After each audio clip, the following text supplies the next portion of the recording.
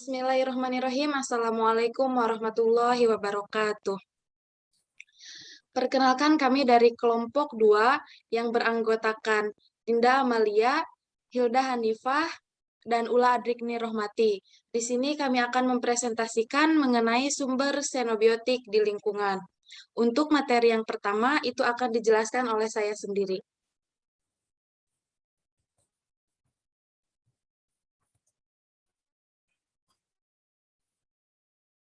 Nah, di sini ada 4 materi. Yang pertama yaitu pengertian xenobiotik, yang kedua sumber xenobiotik, yang ketiga jenis xenobiotik, yang keempat zat xenobiotik logam dan non-logam, dan yang terakhir yaitu studi kasus. Materi yang pertama yaitu pengertian xenobiotik. Nah, xenobiotik itu berasal dari bahasa Yunani, yang artinya xenos itu asing. Nah, xenobiotik adalah bahan kimia yang terdapat di dalam tubuh, namun tidak dibutuhkan atau diharapkan oleh tubuh makhluk hidup, atau tidak diharapkan terdapat dalam jumlah yang berlebihan. Penumpukan di dalam tubuh efek toksik agar tidak bersifat toksik, maka harus dieliminasi dari tubuh melalui urin, empedu, keringat, dan udara ekspirasi. Xenobiotik harus diubah menjadi senyawa yang larut dalam air melalui suatu rangkaian metabolisme. Nah, ekskresi senyawa xenobiotik melalui cairan empedu dan urin. Metabolisme xenobiotik juga dibagi menjadi 2 fase, yaitu fase hidroksilasi dan fase konjugasi. Nah, fase hidroksilasi yang mengubah xenobiotik aktif menjadi inaktif dengan bantuan enzim monooksidase atau sitokrom P450. Enzim sitokrom P450 terdapat banyak di retikulum endoplasma, sedangkan fase konjugasi senyawa xenobiotik inaktif direaksikan dengan zat kimia tertentu dalam tubuh menjadi zat larut air atau hidrofilik, sehingga mudah diekskresikan baik lewat empedu maupun urin. Materi selanjutnya akan dijelaskan oleh rekan saya, yaitu Dinda Amalia. Kepadanya disilahkan. Baik, terima kasih kepada moderator. Di sini saya akan menjelaskan sumber-sumber dari xenobiotik. Nah, xenobiotik itu kan merupakan bahan asing bagi organisme yang dapat bersumber dari, nah ini sumber-sumbernya, yaitu yang pertama, ada limbah industri. Nah, limbah industri itu merupakan pencemaran lingkungan, terutama pada pencemaran air berpotensi besar disebabkan oleh limbah industri. Nah, biasanya itu limbah B3 yang terkandung dalam industri ini sangatlah berbahaya. Nah, menurut peraturan pemerintah pada tahun 1999, pasal 1, limbah B3 merupakan sisa suatu usaha atau kegiatan yang mengandung bahan berbahaya beracun yang dapat mencemarkan atau merusak lingkungan hidup, sehingga membahayakan kesehatan serta kelangsungan hidup dan lainnya. Nah, tidak hanya pencemaran air saja, pencemaran pada tanah pun kerap terjadi karena limbah industri ini. Tembaga, perak, krom, arsen, boron, dan lainnya merupakan zat-zat yang dihasilkan dari limbah industri logam seperti Hg, Zn, Pb, Cd yang dapat mencemari tanah. Nah, zat yang sangat beracun terhadap mikroorganisme ini jika meresap pada tanah akan mengakibatkan kematian bagi organisme-organisme yang memiliki fungsi penting terhadap kesuburan tanah. Lalu sumber selanjutnya yaitu ada limbah pertanian. Nah, seperti yang kita ketahui, petani itu pada umumnya menggunakan pupuk dan pestisida untuk merawat tanamannya. Namun, pencemaran air dapat terjadi bila penggunaan pupuk atau pestisida ini melebihi kadar yang seharusnya. Nah, fosfat yang terkandung dalam limbah pupuk yang dapat merangsang pertumbuhan gulma seperti ganggang ataupun eceng gondok. Nah, banyaknya gulma yang tumbuh pada suatu perakhiran secara tidak terkendali dapat menyebabkan dampak seperti pencemaran air oleh deterjen.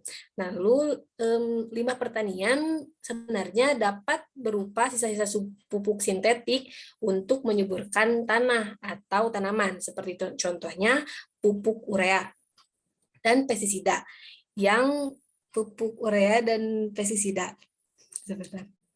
Nah, pupuk ini dapat menjadi mengurangi kesuburan tanah karena unsur hara yang terganggu oleh pupuk-pupuk tersebut. Nah, padahal kesuburan pada tanah itu tergantung pada jumlah organisme di dalamnya. Tanah yang terus-menerus diberikan pestisida akan membuat hama menyesuaikan diri, sehingga jika diberi pestisida terus-menerus, hama pun tidak akan terpengaruh oleh pestisida tersebut. Lalu selanjutnya ada limbah domestik. Nah, limbah domestik ini merupakan limbah rumah tangga yang berupa limbah organik dan juga anorganik. Limbah yang organik itu seperti contohnya dedaunan, sisa-sisa sayuran, sisa-sisa buah-buahan. Nah, ya yang dapat yang dapat dibusukkan oleh bakteri. Nah, lalu selanjutnya ada yang anorganik. Nah, anorganik ini seperti sampah kaca, kayu, logam, karet, dan lain sebagainya. Nah, sampah-sampah organik itu yang terbuang ke sungai, sampah organik yang terbuat ke sungai itu dapat menyebabkan kurangnya jumlah oksigen yang terlarut. Hal tersebut terjadi karena saat bakteri mengalami proses oksidasi, nah akan menggunakan oksigen sehingga oksigen di dalam perairan pun sedikit. Nah, lalu apabila sampah organik dibuang ke sungai dapat menghambat fotosintesis dari tumbuhan air dan alga yang menghasilkan oksigen karena cahaya matahari yang terhalang oleh limbah-limbah anorganik tersebut. Nah, lalu selanjutnya ada jenis-jenis xenobiotik. Nah, jenis xenobiotik ini sebenarnya ada 4, yaitu ada emisi, poin, dan juga area mobile. Yang pertama saya jelaskan yaitu ekokinetika. Nah, ekokinetika ini merupakan senyawa yang dapat larut dalam air. Nah, senyawanya akan lebih cepat tersebar luas dan lebih mudah masuk ke dalam sel. Lalu selanjutnya ada bioakumulasi dan biomagnifikasi. Nah, bioakumulasi ini merupakan sel yang memiliki kemampuan untuk mengakumulasi nutrien dan mineral sendial. Lalu sel juga dapat mengabsorpsi dan menyimpan senyawa toksik. Lalu ada biomagnifasi. Nah, ini merupakan efek toksik yang meningkat pada rantai makanan. Lalu selanjutnya ada presitensi. Nah, ini merupakan senyawa yang mudah terurai. Nah, konsentrasi segera menurun pada saat masuk ke lingkungan. Nah, contoh senyawanya yaitu ada metal dan juga plastik PVC. Lalu selanjutnya ada persisten organic pollutants. Nah, yang ini merupakan yang terakumulasi dalam rantai makanan dan dapat mencapai nilai toksik. Nah, ini ada polybromate diphenyl ethers, ada fluorouracil sulfonate, ada palates dan juga antrazin. Selanjutnya saya kembalikan ke moderator.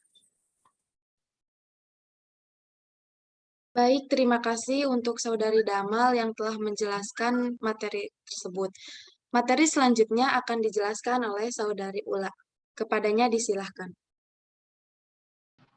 Baik, terima kasih kepada moderator yang telah mempersilahkan saya. Selanjutnya saya akan menjelaskan mengenai zat xenobiotik, racun, logam, dan non-logam.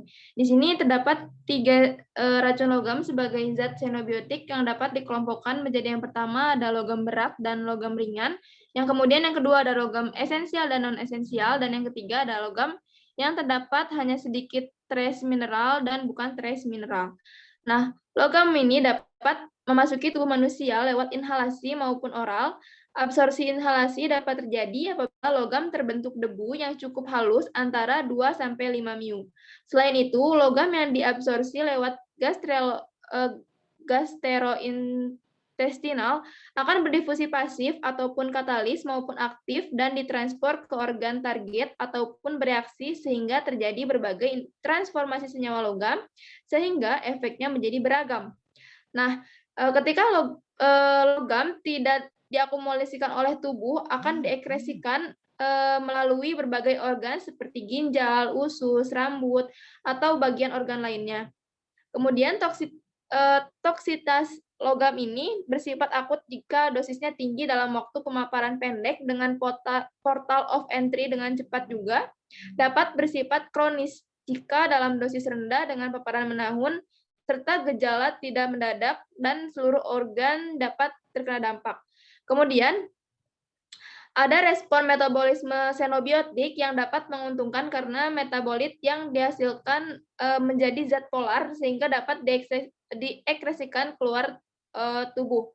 Nah, kemudian respon metabolisme xenobiotik ini terbagi menjadi 3. Yang pertama, dapat berikatan dengan makromolekul protein, baik enzim maupun hormon.